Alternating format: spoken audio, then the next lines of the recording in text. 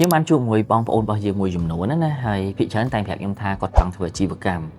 nè khác có trăng nguyên startup dạng tới nè khác có trăng bằng hàng cà phê nè khác có trăng bằng online business nè khác có trăng miền brand to luôn này chẳng ấy nèแต่เป็นคล้ายยังมีอารมณ์ท่า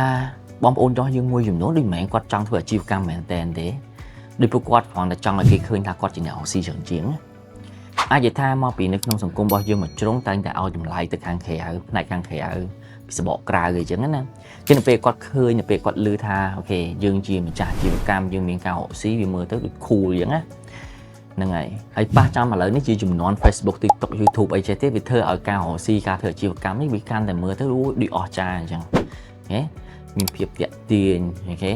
មានអ្វីដែលជារបស់ខ្លួនឯងហើយវាបានធ្វើឲ្យមនុស្សជុំវិញខ្លួនហ្នឹងគាត់មានអារម្មណ៍មួយថា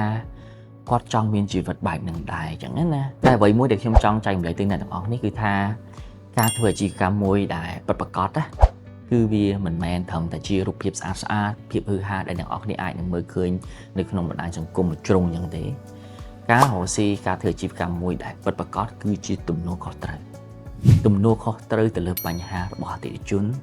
ទំនួលខុសត្រូវទៅលើបញ្ហានៅក្នុងសង្គមទំនួលខុសត្រូវទៅលើប្រាក់ខែរបស់បុគ្គលិកលំហូរសាច់ប្រាក់អូខេការធ្វើអាជីវកម្ម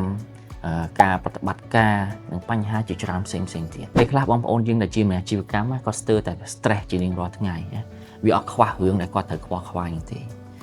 អញ្ចឹងបើសិនជាអ្នកអស់គ្នាចង់ធ្វើអាជីវកម្មអ្នកអស់គ្នាត្រូវសួរខ្លួនឯងបានច្បាស់សិនថាអ្នកអស់គ្នាពិតជាចង់ធ្វើវាមែនអត់ឬក៏គាត់តែអ្នកអស់គ្នាគ្រាន់តែចង់ឲ្យអ្នកអស់គ្នាមើលទៅអូខេមានភាពជោគជ័យអ្នកអស់គ្នាមើលទៅអស្ចារ្យ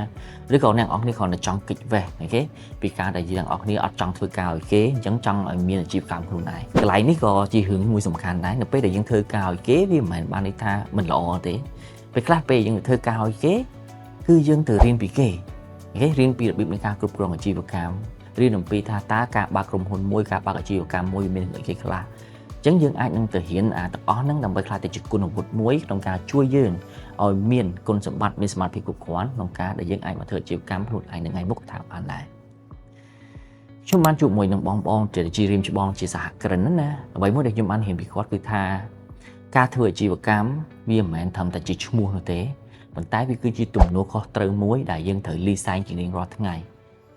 ក្នុងការដោះស្រាយបញ្ហាឲ្យអតិថិជន